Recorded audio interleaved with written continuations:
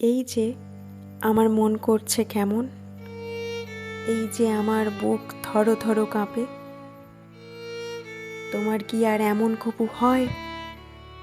একাকী রাত কেটেছে সন্তাপে।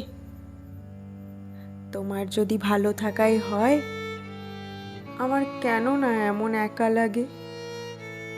একটা জীবন এক মানুষের তরে কেন না এমন বিষণ্ণতাই জাগে?